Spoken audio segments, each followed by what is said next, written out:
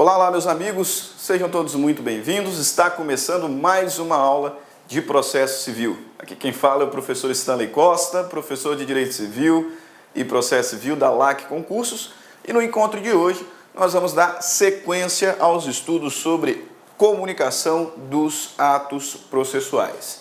Algumas aulas atrás concluímos o estudo das normas gerais sobre os atos processuais, identificando conceito, identificando princípios, forma, tempo, lugar, tratando acerca dos prazos e a sua contagem no novo CPC.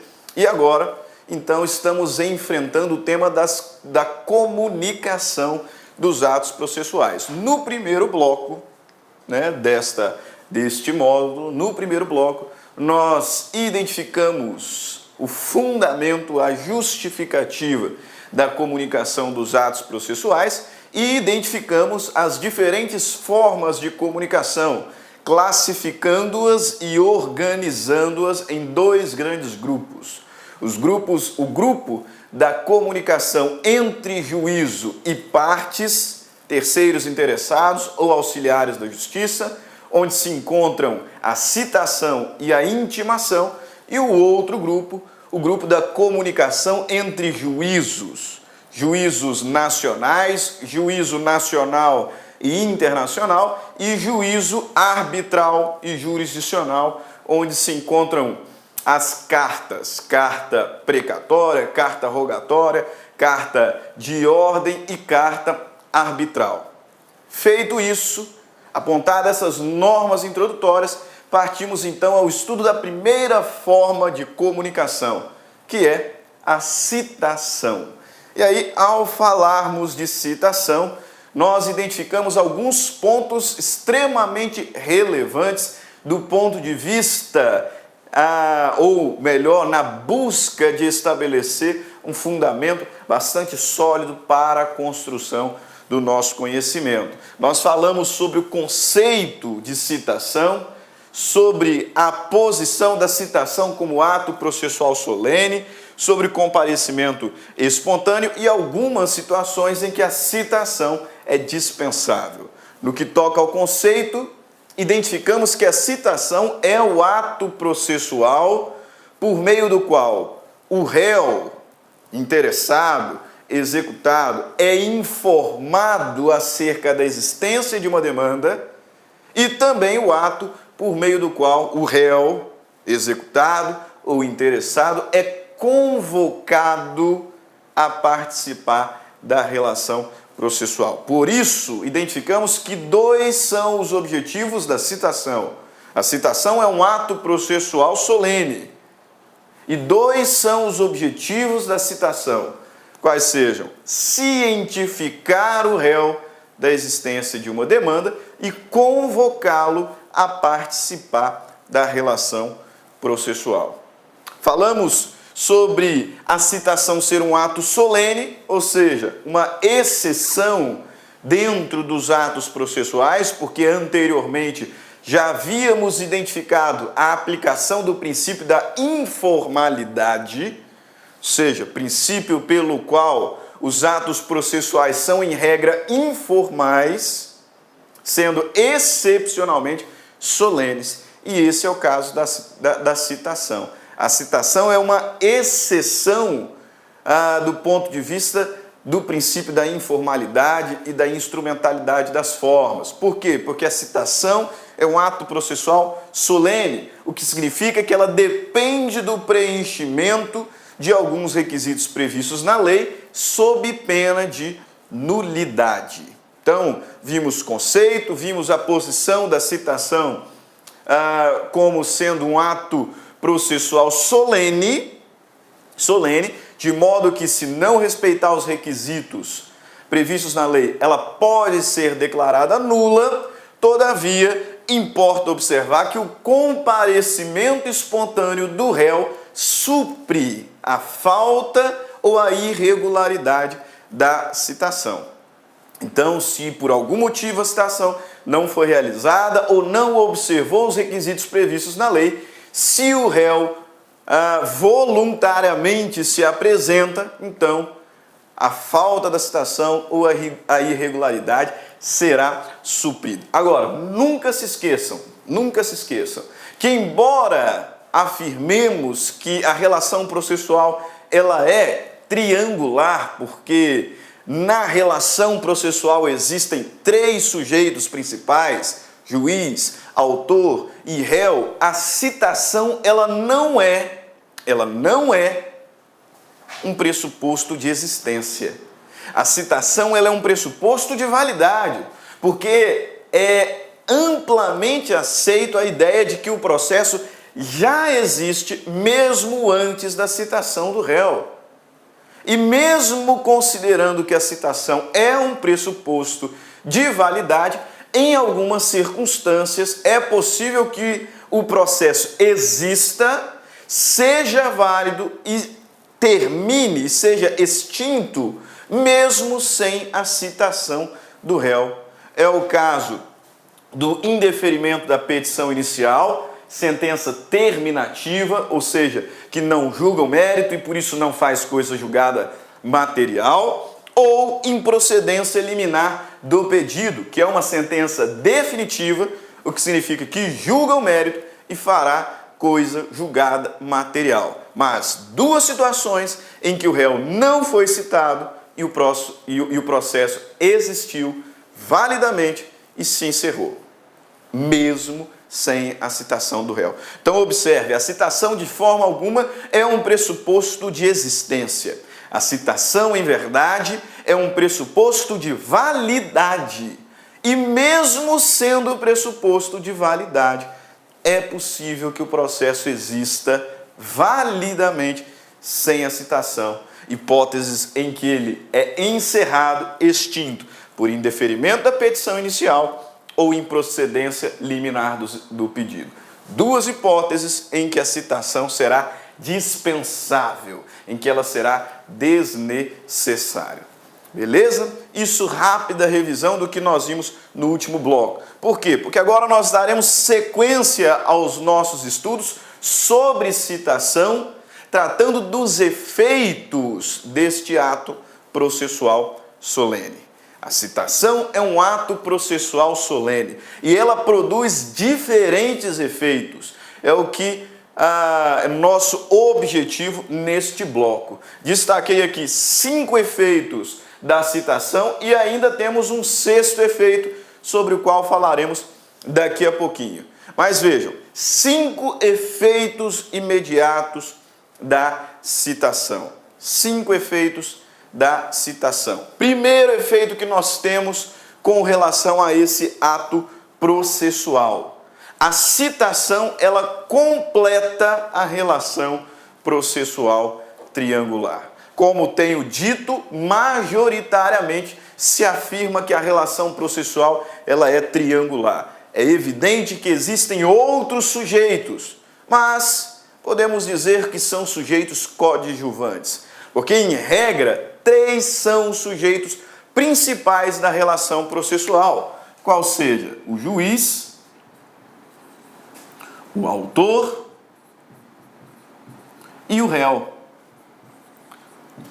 Ocorre que, com a propositura da demanda, é estabelecida a relação entre juiz e autor, sendo a citação válida a responsável por completar, por fechar esse triângulo, pois traz o réu para a relação processual. Veja, o que é citação? Citação é o ato processual que convoca o réu a fazer parte da relação processual. Então, a citação é o ato processual responsável por completar a relação triangular do processo. Por quê? Porque inclui o terceiro elemento, inclui a terceira pessoa, qual seja o réu no processo de conhecimento, o executado no processo de execução e o interessado naqueles processos que seguem o procedimento da jurisdição voluntária. Ok? Então, primeiro efeito e efeito imediato da citação. Citação, ela completa a relação processual triangular. Agora, essa conclusão não se encontra expressamente prevista na lei. Isso aqui é uma conclusão doutrinária com base naquilo que é tradicional do direito processual civil brasileiro. Mas não se encontra previsto expressamente no CPC.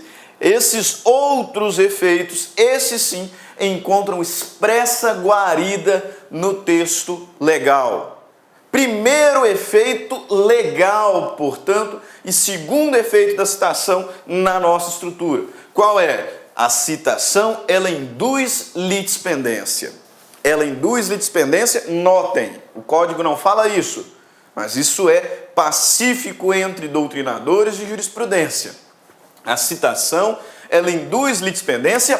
Meus amigos, minhas amigas, sou o professor Luiz Antônio Carvalho, com muito prazer, muita satisfação. Estou aqui para fazer um convite para vocês que estão assistindo a nossa playlist no YouTube, a nossa playlist focada no TRF4 aí, 2019, de tal publicado, de tal na praça. Nós aqui da La Concurso, nós temos um curso aí super competitivo para o cargo de técnico judiciário área administrativa, que custa apenas 10 parcelas de R$20. Professor, o curso é bom? Cara, você está assistindo essa aula, você viu aí a qualidade do nosso professor, professores aí bastante experiências com uma didática maravilhosa. 10 parcelas de R$20, 75 dias de acesso, e você vai assistir o nosso curso completaço na nossa plataforma, e você terá também o nosso Personal Coach, né? Personal Coach é a nossa metodologia, a nossa ferramenta de estudo, de ensino, onde o aluno todos os dias tem uma meta de estudos. Se ele cumprir a sua meta de estudos, pode ter certeza que lá no dia da prova ele ficará muito competitivo, tá certo, meus amigos? Espero vocês. Quer se matricular? Tem um link aqui embaixo, pode clicar e pode conversar com os nossos atendentes. Um forte abraço, tchau, tchau, espero vocês. Para o réu. Para o réu. Por que isso? Porque a propositura da ação é que induz litispendência para o autor. Afinal, o autor se encontra na relação desde o momento em que a demanda é proposta. Então, quando o legislador nos diz que a citação induz litispendência, é evidente que a citação induz litispendência para o réu.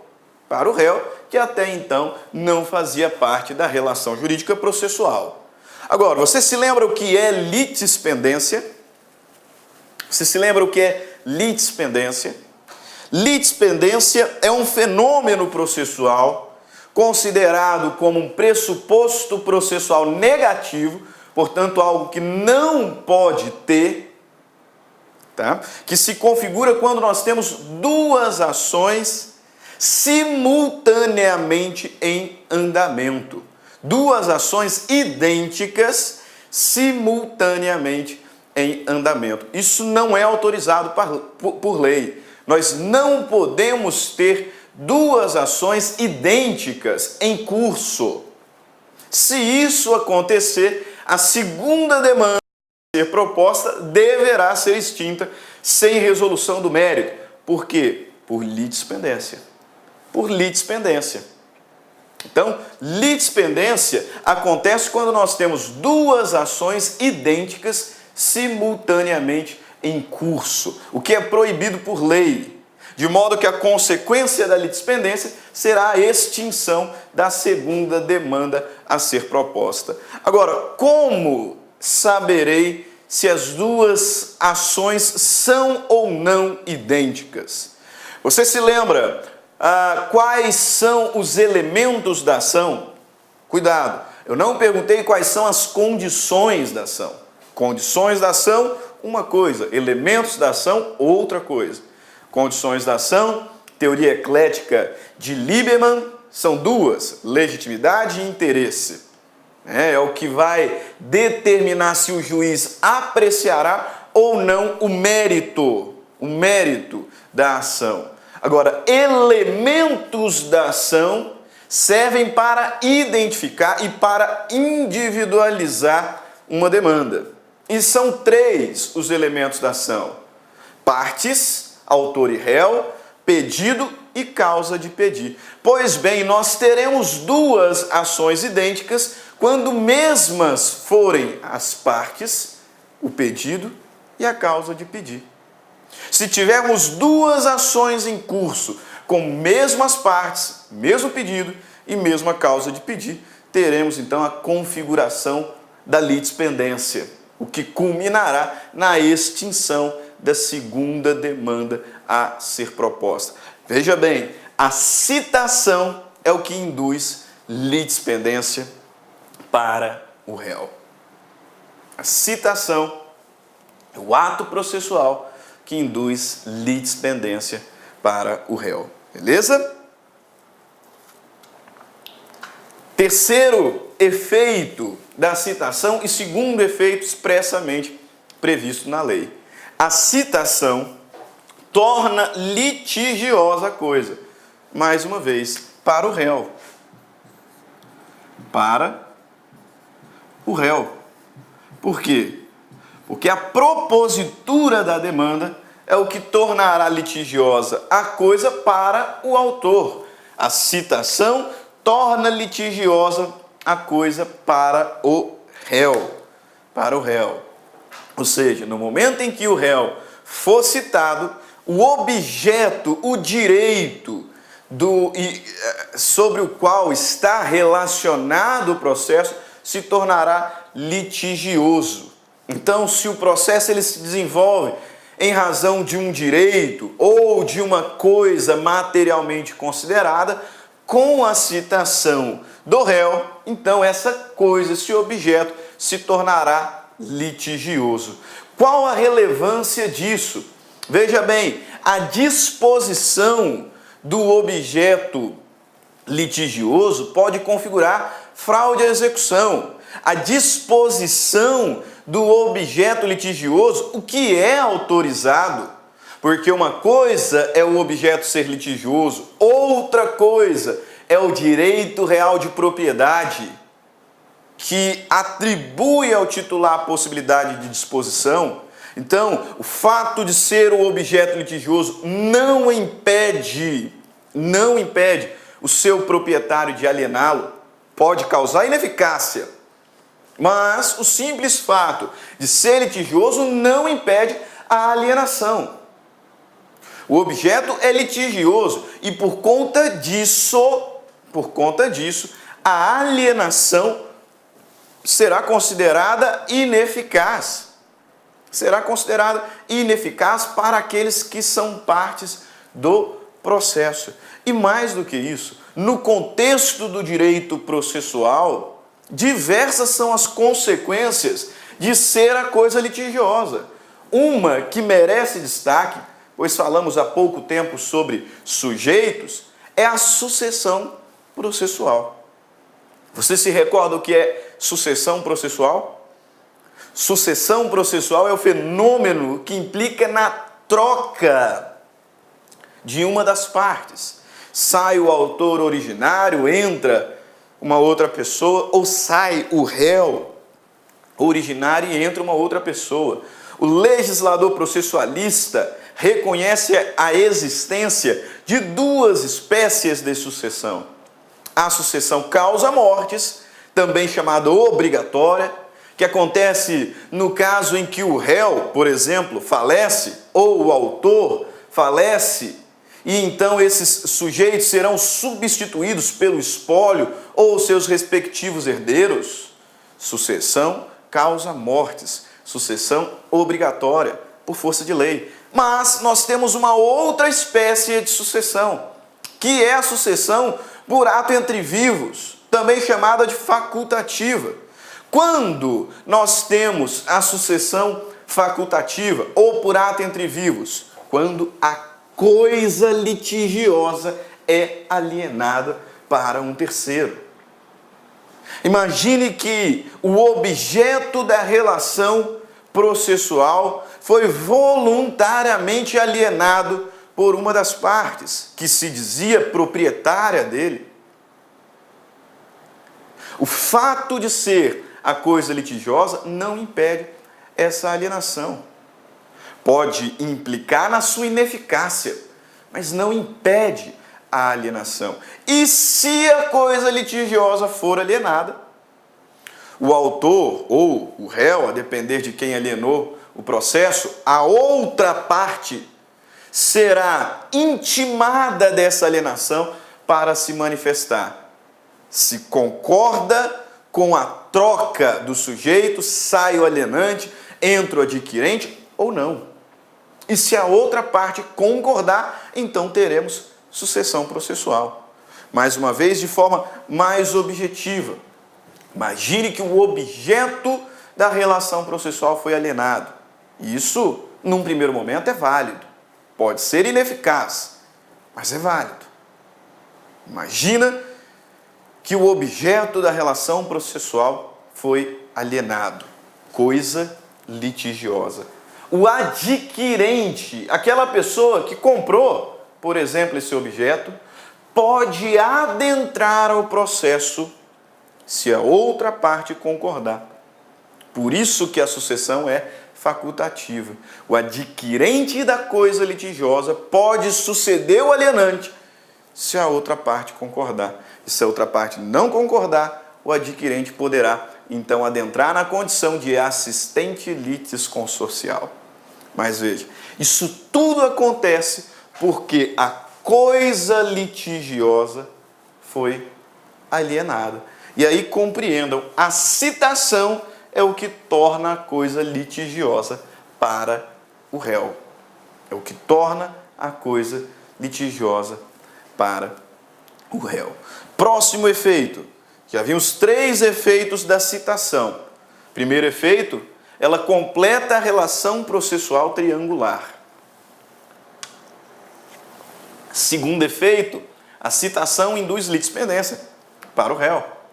Terceiro efeito, a citação torna litigiosa a coisa para o réu. E quarto efeito, a citação constitui o devedor em mora. Mora, que é um instituto do direito civil material, né? Onde nós falamos em juros moratórios, em multa moratória. É um instituto do direito material. Mas veja, a citação do réu é o que constitui o devedor em mora, com algumas exceções. 2, que o próprio legislador processualista nos informa expressamente, e veremos isso já já. Primeira situação excepcional, os negócios jurídicos com termo certo, com termo definido. Termo aqui podemos utilizar como sinônimo de data. Termo significa evento futuro certo. Na maioria das vezes, o termo será uma data. Pois bem, a citação induz, constitui o devedor em mora, com exceção daqueles negócios jurídicos que já trazem consigo um termo definido. Por quê? Porque neste caso, a inadimplência é que culminará na mora do devedor de pleno direito. Imagina que tem um contrato que vence dia 25 de janeiro. Se no dia 25 de janeiro ele não foi pago, independentemente da propositura de uma ação, como esse negócio tem termo definido, simples vencimento sem pagamento induzirá, constituirá o devedor em mora de pleno direito. Outra exceção é a obrigação decorrente do ato ilícito, que também constitui o devedor em mora, independentemente da propositura da demanda. Então, atenção, a citação ela completa a relação triangular. A citação induz litispendência para o réu. E se recorde, litispendência, 2 ações simultaneamente em curso, idênticas. A segunda a ser proposta deverá ser extinta. A citação torna litigiosa a coisa para o réu e a citação constitui em mora o devedor, com exceção dos negócios jurídicos com termo definido e das obrigações decorrentes de ato ilícito. O próximo efeito da citação que identificaremos, quero que você tenha muito cuidado. Muito cuidado. Por quê? Porque, veja bem, o nosso quinto efeito da citação, na verdade, não é um efeito da citação cumprida. É um efeito do despacho que ordena a citação. Pegou a diferença? Pegou a sutileza da diferença? Se atentou para o detalhe? O despacho que ordena a citação interrompe a prescrição. O despacho que ordena a citação interrompe a prescrição. Ok? O despacho que ordena a citação interrompe a prescrição.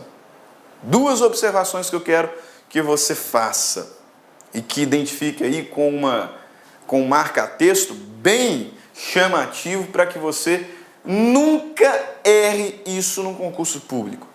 Primeiro, o que interrompe a prescrição é o despacho que ordena a citação. E nós já veremos um detalhezinho específico quanto a isso.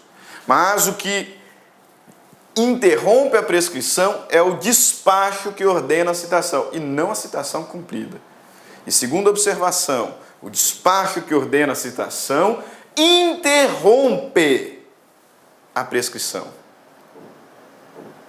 Interrompe a prescrição. E não suspende. Ok? Interrompe a prescrição. O efeito é interruptivo e não suspensivo. Isso faz muita diferença, porque sabemos que suspensão no contexto de prazo significa pausa. Então, o prazo começou a ser contado e, em razão do fenômeno suspensivo, o prazo para. Não conto mais. Entretanto, quando o obstáculo suspensivo for vencido, eu volto a contar de onde havia parado. Já na interrupção, se eu estava aqui contando determinado prazo, qualquer que seja, e ocorreu um fenômeno interruptivo, eu tenho um stop. Isso mesmo. Por que eu tenho um stop? Porque se acontecer o fenômeno interruptivo, eu zero o prazo. E quando vencido o obstáculo, eu retomo a contagem do zero. Ou melhor, eu recomeço a contagem do zero. Aí observem, o despacho que ordena a citação interrompe a prescrição. Cuidado, porque eu já vi em diversos concursos públicos a banca afirmando que suspende. E a afirmação está incorreta, porque o despacho que ordena a citação, ele interrompe a prescrição. Então, bastante atenção quanto a esse detalhe. Ok, identificamos 5 efeitos da citação. Um efeito basicamente doutrinário, né? Meus amigos, minhas amigas, sou o professor Luiz Antônio Carvalho, com muito prazer, muita satisfação. Estou aqui para fazer um convite para vocês que estão assistindo a nossa playlist no YouTube, a nossa playlist focada no TRF4 aí, 2019, de tal publicado, de tal na praça. Nós aqui da La Concurso, nós temos um curso aí super competitivo para o cargo de técnico judiciário área administrativa, que custa apenas 10 parcelas de R$20. Professor, o curso é bom? Cara, você está assistindo essa aula, você viu aí a qualidade do nosso professor, professores aí bastante experiências com uma didática maravilhosa. 10 parcelas de R$20, 75 dias de acesso e você vai assistir o nosso curso completaço na nossa plataforma e você terá também o nosso Personal Coach, né? Personal Coach é a nossa metodologia, a nossa ferramenta de estudo, de ensino, onde o aluno todos os dias tem uma meta de estudos. Se ele cumprir a sua meta de estudos, pode ter certeza que lá no dia da prova ele ficará muito competitivo. Tá certo, meus amigos? Espero vocês. Quer se matricular? Tem um link aqui embaixo, pode clicar e pode conversar com os nossos atendentes. Um forte abraço, tchau, tchau, espero vocês. De que a citação fecha a relação triangular do processo e 4 efeitos expressamente previstos na lei. A citação induz litispendência, a citação torna litigiosa a coisa, a citação constitui em mora o devedor e o despacho que ordena a citação interrompe a prescrição. Agora vamos ver como isso tudo está previsto no novo CPC. Abra aí o seu Vadimeco, site do Planalto, e vamos fazer aqui alguns destaques, algumas observações para identificar tudo isso que já disse no Código de Processo Civil. Então, vamos lá. Artigo 240 do novo CPC. A citação válida, ainda que ordenada por juízo incompetente, bastante atenção com esse detalhe, a citação válida, ainda quando ordenada por juízo incompetente, induz litispendência, torna litigiosa a coisa e constitui em mora o devedor, ressalvado o disposto nos artigos 397 e artigo 398 da Lei 10.406 e de 10 de janeiro de 2002. Agora, por que eu só destaquei induz litispendência e torna litigiosa a coisa? Para você notar, RESP, recurso especial 1.458.741 de Goiás, da relatoria do ministro Ricardo Vilas Boas Cueva. Olha só essa ementa, tá? Detalhe aí que já havia destacado anteriormente. Para o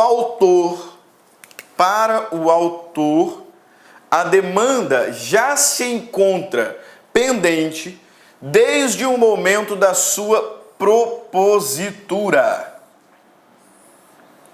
sendo a citação válida ato que induz litispendência somente para o réu. Então, a citação válida é ato que induz litispendência somente para o réu. Somente para o réu. Por quê? Porque a demanda já está pendente para o autor desde o momento da sua propositura. Mesma coisa, mesma conclusão atribuímos ao efeito de tornar a coisa litigiosa. A citação torna a coisa litigiosa para o réu, porque para o autor ela já é litigiosa desde a propositura da demanda. E por isso é que eu compartilho com os senhores aqui uma lição do Daniel Amorim Assunção Neves, ótimo doutrinador contemporâneo, em que ele diz o seguinte: a citação torna a coisa litigiosa somente para o demandado. Então, para o réu, para o executado, para o interessado, considerando-se que para o demandante, o autor, a coisa já é litigiosa desde a propositura da demanda. Então, a citação válida induz litispendência e torna litigiosa a coisa para o réu. Para o réu, observações que fazemos aqui. Artigo 240, agora na sua parte final.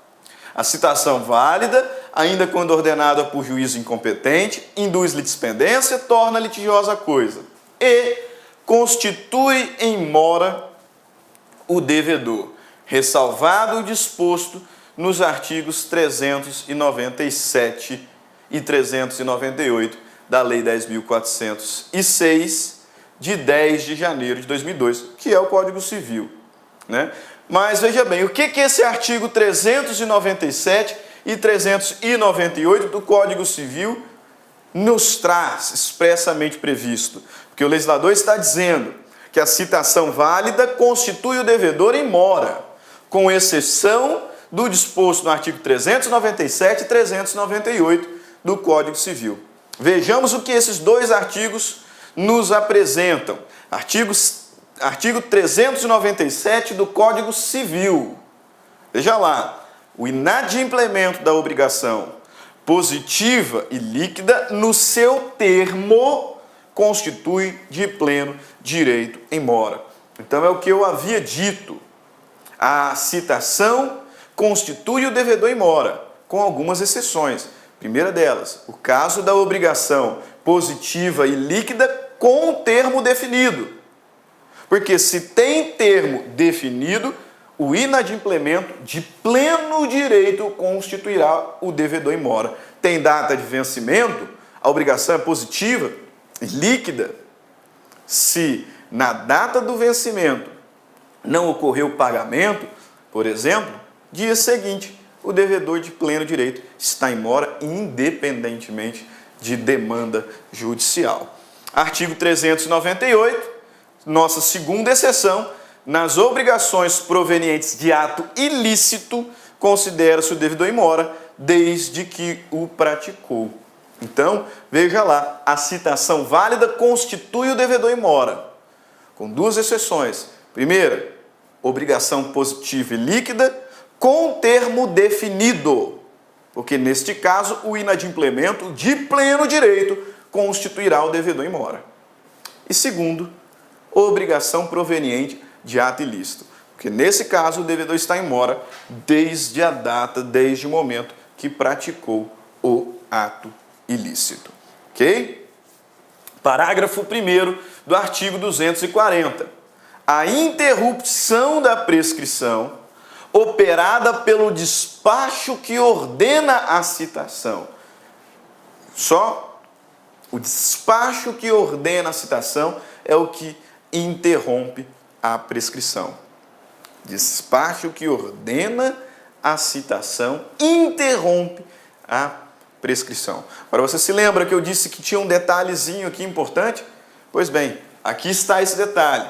A interrupção da prescrição operada pelo despacho que ordena a citação, ainda que proferido por juízo incompetente, retroagirá a data de propositura da ação. Aqui nós tínhamos um conflito, bastante bélico entre Código Civil e antigo CPC, porque o Código Civil diz que o despacho que ordena a citação é que interrompe a prescrição, enquanto que o CPC dizia que era a distribuição. É citação, é despacho que ordena a citação ou propositura da demanda? Novo CPC resolve a celeuma, dizendo que a interrupção da prescrição operada pelo despacho que ordena a citação. Então, a interrupção acontece no despacho que ordena a citação. Acontece que, como eu não posso deixar o autor à mercê do Poder Judiciário, vai que o Poder Judiciário demora para despachar a citação, despachar o cite-se, a ordem de citação, e acaba ocorrendo aí a prescrição entre o dia que o autor protocolou a demanda e o dia que o juiz ordenou a citação. Ora, o autor não pode ficar à mercê do Poder Judiciário. Por isso que o legislador diz que o que interrompe a prescrição é o despacho que ordena a citação. Todavia, esse despacho que ordena a citação retroagirá a data da propositura. Então, em última ratio, se tudo acontecer adequadamente, no momento em que o juiz ordenar a citação, interrompeu. E interrompeu desde a data da propositura. Desde a data da propositura, efeitos, portanto, ex tunc. Ex tunc. Agora, notem que o legislador, trouxe aqui um parágrafo 2º interessantíssimo Porque talvez você esteja se questionando, poxa, não era melhor o juiz falar que a propositura da demanda é o que interrompe a prescrição, já que o despacho que ordena a citação vai retroagir?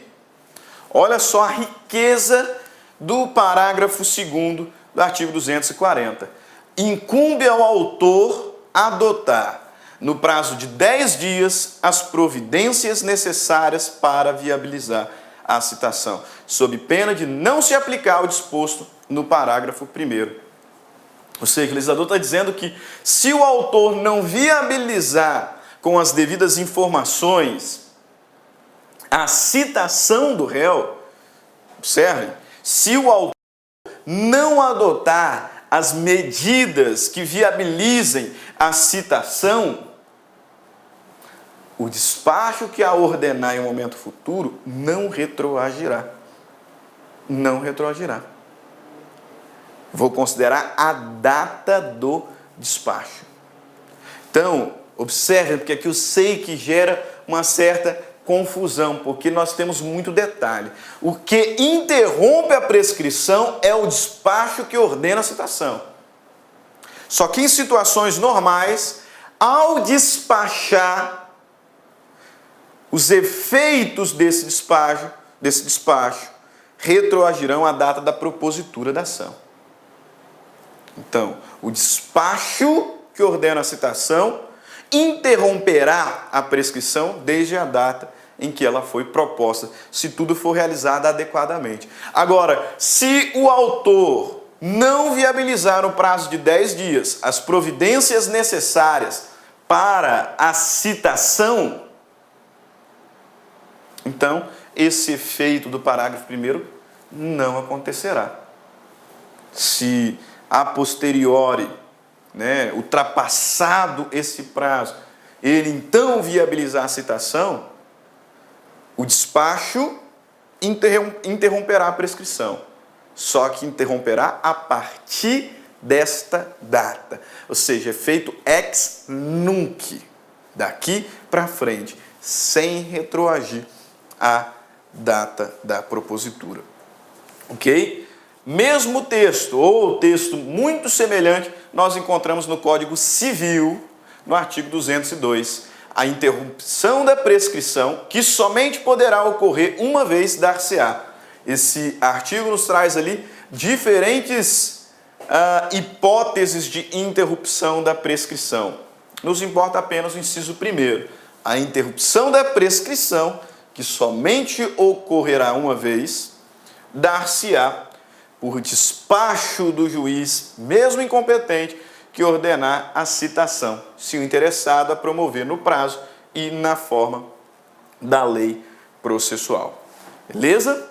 Ok, então veja, identificamos aqui 5 efeitos e a sua previsão no Código de Processo Civil. Primeiro efeito na verdade doutrinário, a citação completa a relação processual triangular.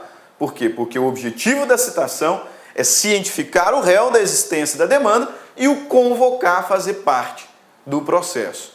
Então a citação é o que fecha o triângulo. 4 efeitos previstos expressamente na lei a partir do artigo 240. A citação induz litispendência. A citação torna litigiosa a coisa. A citação constitui em mora devedor, com aquelas exceções. E o despacho que ordena a citação interrompe a prescrição, retroagindo os efeitos à data da propositura da demanda. Ok? Beleza. Mas nós temos um último efeito. Um último efeito da citação, que eu destaquei para não confundirmos com aqueles 4 que se encontram ali no mesmo artigo. Um último efeito da citação, que não está previsto naquele rol, é que a citação ela causa a preclusão de algumas prerrogativas do autor.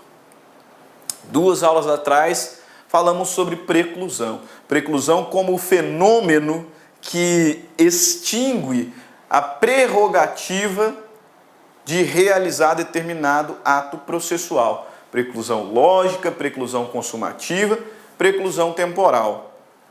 Em razão da ocorrência da preclusão, a parte não poderá mais realizar determinado ato. Aí vejam bem, a citação do réu faz precluir a prerrogativa do autor praticar certos atos.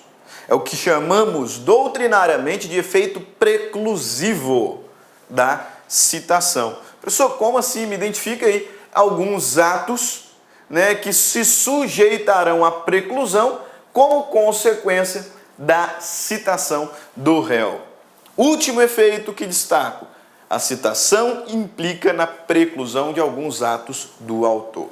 O artigo 329 do CPC diz o seguinte: até a citação, o autor poderá, até a citação, aditar ou alterar o pedido. Aditar ou alterar o pedido ou a causa de pedir.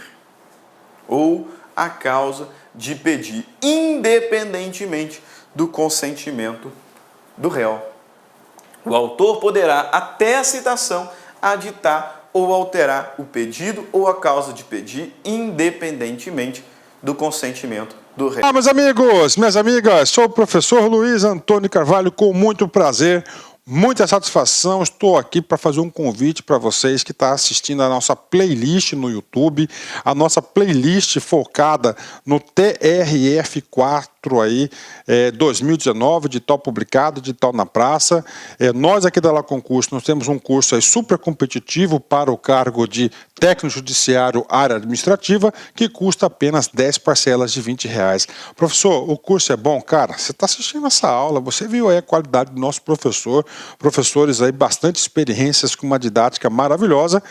10 parcelas de R$20, 75 dias de acesso, e você vai assistir o nosso curso completaço na nossa plataforma, e você terá também o nosso Personal Coach, né? Personal Coach é a nossa metodologia, a nossa ferramenta de estudo, de ensino, onde o aluno todos os dias tem uma meta de estudos.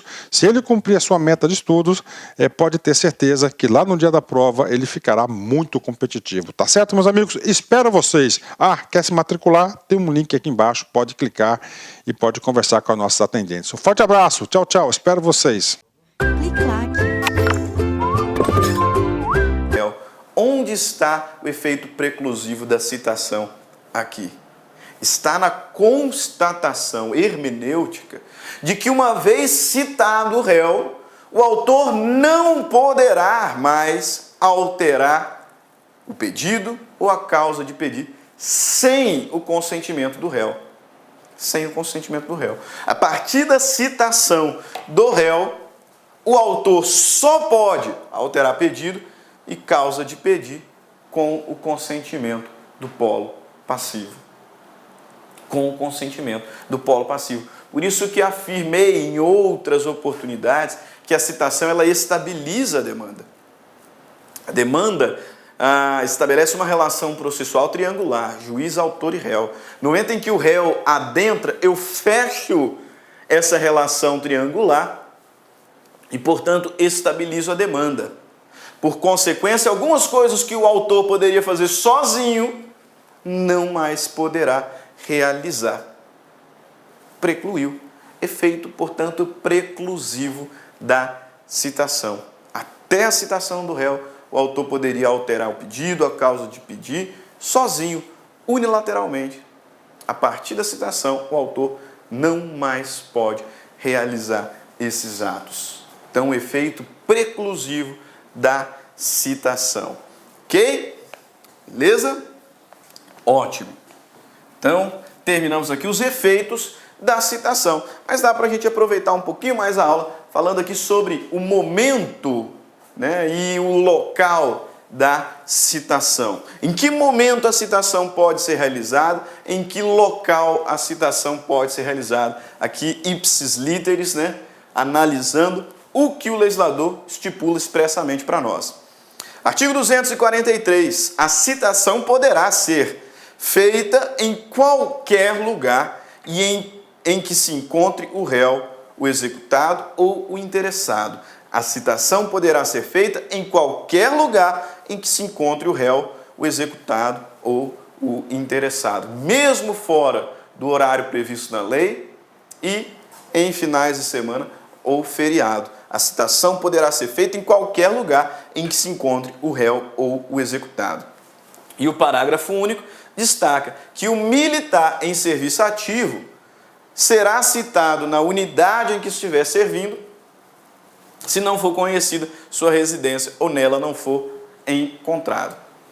Então, o réu pode ser citado em qualquer lugar em que se encontre, e no caso específico do militar em serviço ativo, se a sua residência não for conhecida ou ele não for encontrado lá, poderá ser citado na unidade em que estiver servindo. Agora, existem algumas situações de proibição momentânea da citação. Existem algumas circunstâncias em que a citação não poderá ser realizada momentaneamente, porque são situações superáveis, né? Nós as encontramos no artigo 244, onde o legislador diz o seguinte: não se fará a citação, salvo para evitar perecimento do direito, inciso 1º, de quem estiver participando de ato de culto religioso.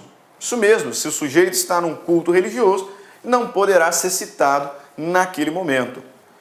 Não se fará citação, salvo para evitar perecimento do direito, de cônjuge, companheiro ou de qualquer parente do morto, consanguíneo ou afim, em linha reta ou na linha colateral em segundo grau, no dia do falecimento e nos 7 dias seguintes.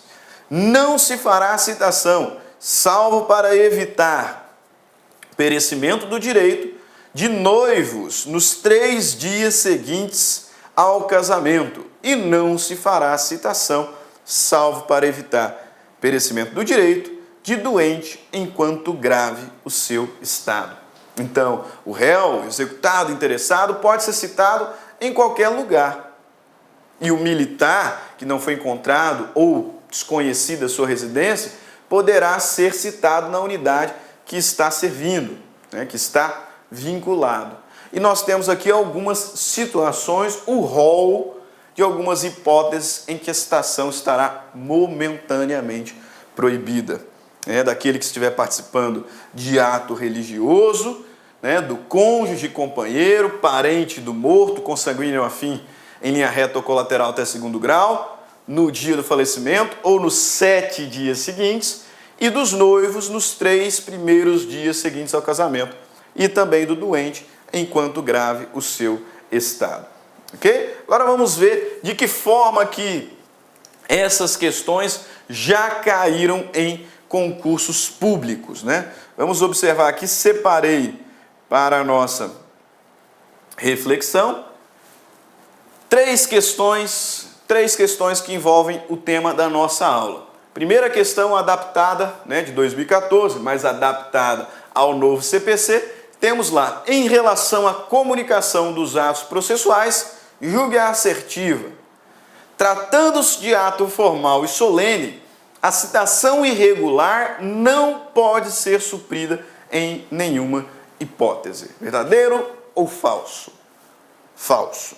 Falso porque nós vimos que o comparecimento voluntário do réu supre a falta ou a irregularidade da citação. Então, tratando-se de ato formal ou solene, a citação irregular não pode ser suprida. Pode sim, pelo comparecimento espontâneo do réu.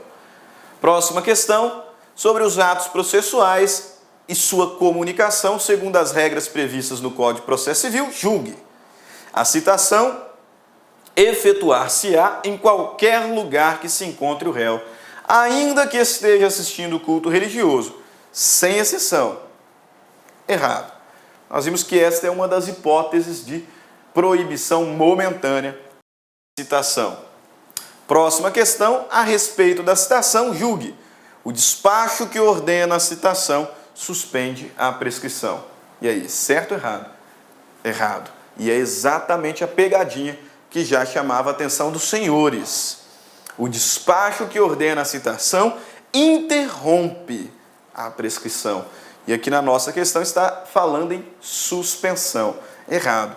Estamos diante de interrupção. Próxima questão. Acerca da citação, todas as afirmações estão corretas, exceto uma. Assinale, portanto, a incorreta. Alternativa A. A citação é necessária para a validade do processo. Perfeito? Correto? A citação é um pressuposto processual de validade. Correto? Lembrem-se, a citação não é um pressuposto de existência.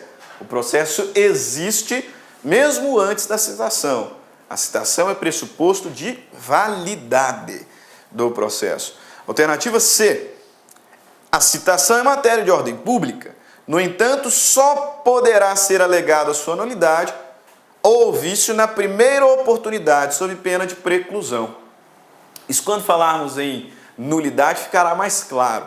Só que a citação, como ato processual solene, ela tem uma consequência de nulidade sui generis. Por quê? Porque eu estou diante de nulidade absoluta.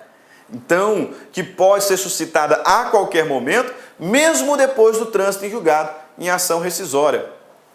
Então, está aí o erro da questão, alternativa C.